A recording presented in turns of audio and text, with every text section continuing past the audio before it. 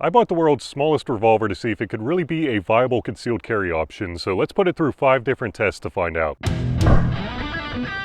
Concealed carry gun should be easy to keep on target, and based on how small this thing is, you would think it doesn't have any recoil, right? Let's see if you're correct. This is a 9mm, the most popular centerfire handgun cartridge out there.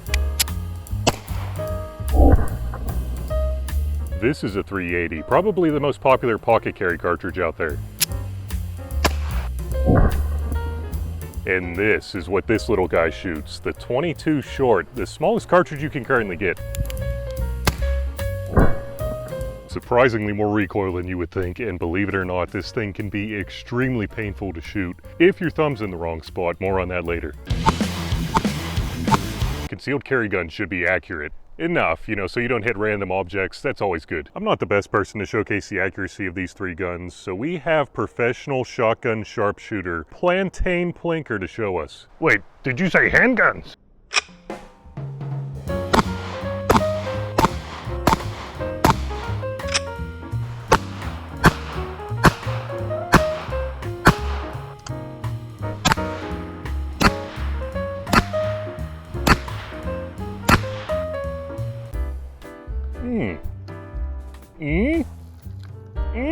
Dude, those groups suck. I could do better than that. Well, no, I don't want to hear your excuses. I was going to tell people to go to your shorts channel, but not now. Anyway, accuracy is a word that should never be brought up when talking about this revolver. I mean, the sights are literally just a front post. Although somehow these 3 stacked pretty close together.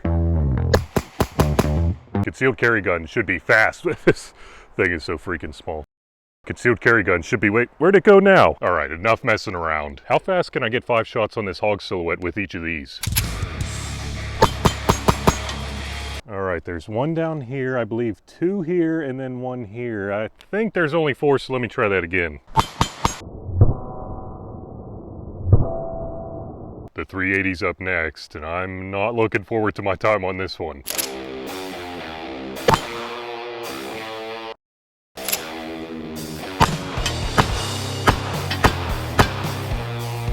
I'll be completely honest, that wasn't as bad as I thought it would be. And now's where things really start to drop off, I think.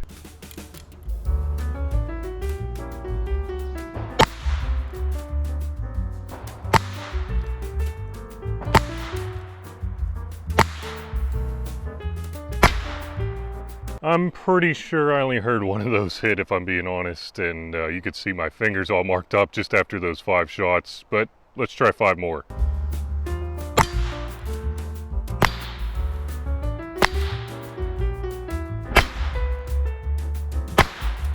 Believe it or not, which I really don't have any sights to reference, I had to aim all the way at the top, at the spine of this hog right here, just to hit down here. It was extremely low, which is why I was missing low before. Man, somebody's going crazy over there. Anyway, that one was much better that time around. Okay, now reload it. Wait, what? Oh, shit. Come on, come on. Where are the bullets? Where are the bullets? All right, I'm just gonna line this up.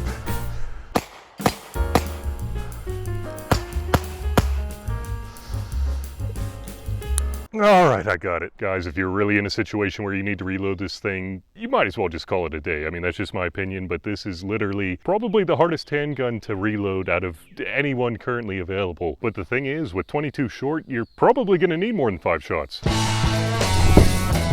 Much like this drill bit, concealed carry gun should provide adequate penetration. Having said that, how effective is this as a self-defense tool? According to old military tests, a bullet is considered lethal if it can make it through 3/4 of an inch of plywood. And it just so happens that I have this extra piece lying around. And is that Steel Sled 3.0? Man, it's good to have you here. I'd give you a handshake, but obviously you don't have hands. Are you ready to hold this 3/4 inch piece of plywood for us? Thank you for your service. Let's see what happens.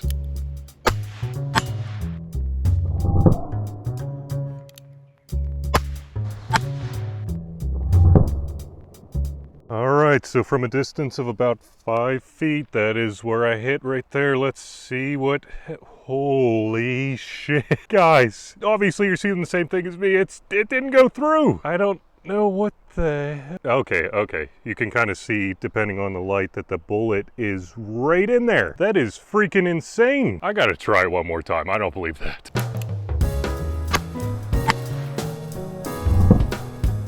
Alrighty, let's see where we hit. Oh, that's a pretty good shot. Don't mean to toot my own horn, but let's see what... Ooh, okay, did it actually come out or just split the back? Let's see. Ooh, I see the bullet right there, guys. It was not a fluke. It was not a fluke. Now, I'm not saying that it couldn't be lethal because I think it's definitely still dangerous, especially depending on where you hit, but it must be going like 10 feet a second or something if it can't make it through a 3/4 inch piece of plywood. You know what? Why don't we just figure out how fast it's going?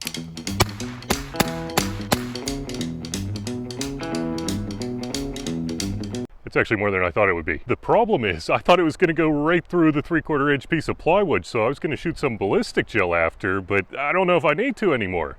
Okay, fine, I'll do it. All right, here's our setup. Yes, I have a second block. Not necessarily for the 22 short, but for a surprise later. Hey, Terry. What do you mean I was too close? I had to make sure I hit where I wanted. Now let's check out that wound channel, or maybe lack of a wound channel. Anyway, let's see what happened. Okay, there's a little bit of a wound channel in there, and where'd the bullet okay, there's a bullet right there. Let's see how deep that went. That's actually way deeper than I thought it would be based on the plywood test. Right at about the 6 1/8 of an inch mark. So obviously, guys, this is not a toy. I mean, it didn't have the best penetration in the world, but I would say that could definitely still be lethal. What's funny though, is that they sell hollow points for the 22 short. When I saw these for the first time, I was like, do they even expand at those velocities? And then I thought, I can't even imagine how slow they're going out of a 1 1/8 inch barrel. So let's find out.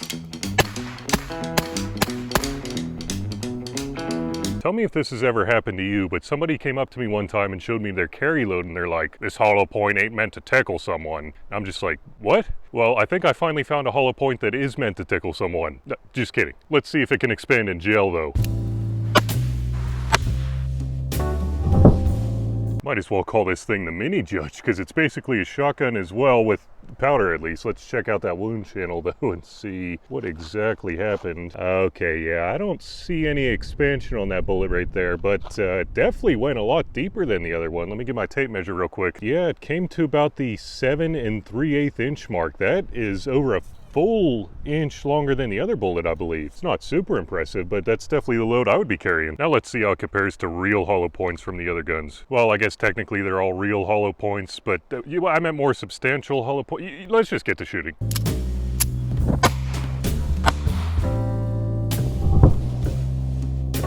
There's that shot right there. Let's see if it passes the pinky test. Oh yeah, I can get a little bit in there. Let's see what the wound channel looked like from the top though. So this is our wound channel right here. I mean, nothing crazy substantial, but decent amount. Okay, there's the bullet, and for some reason the wound channel keeps going quite a bit further back here, and there's actually fragments down in there. But anyway, let me get my tape measure real quick. Alrighty guys, so the absolute deepest point on this is 14 inches, but the bullet itself only penetrated about 11 3/8 inches, depending on how you look at it, which is actually pretty impressive for a 380 for sure, especially one that expanded like that. But it's time to 9.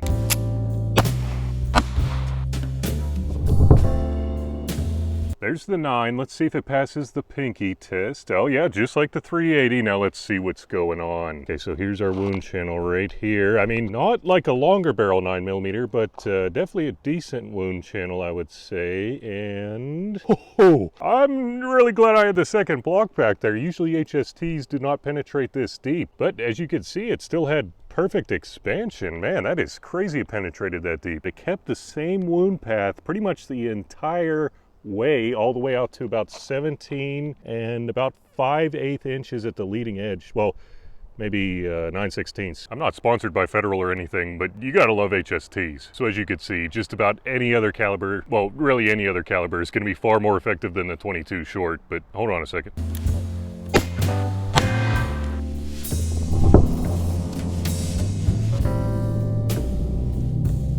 Sorry, I had to. Are you freaking serious, Terry? I put you down there to catch the block. Look at where it ended up. Right in the dirt. Come on now. On the second thought, I think it might have been pretty dumb to put Terry down here. I think the block bounced right off of him. And real quick, if you're needing any clear ballistic gel products for testing of your own, I would definitely recommend checking out Midway USA because they have a massive selection of clear ballistic gel products. Not just the blocks that I'm using, but a bunch of other assorted products as well. So I definitely recommend checking them out, and I really appreciate Midway USA for supporting this channel. But anyway, check out that freaking wound channel right there. It fragmented in basically every direction and it went straight through this block. Pretty impressive wound channel the whole way through, and let's check out where it landed on this one. Sorry about the wind there, but look at how deformed that bullet is. All right, now that that's out of my system.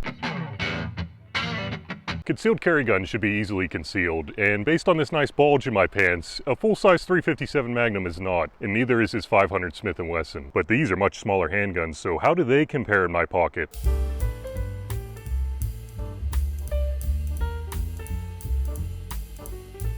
How about my shoe?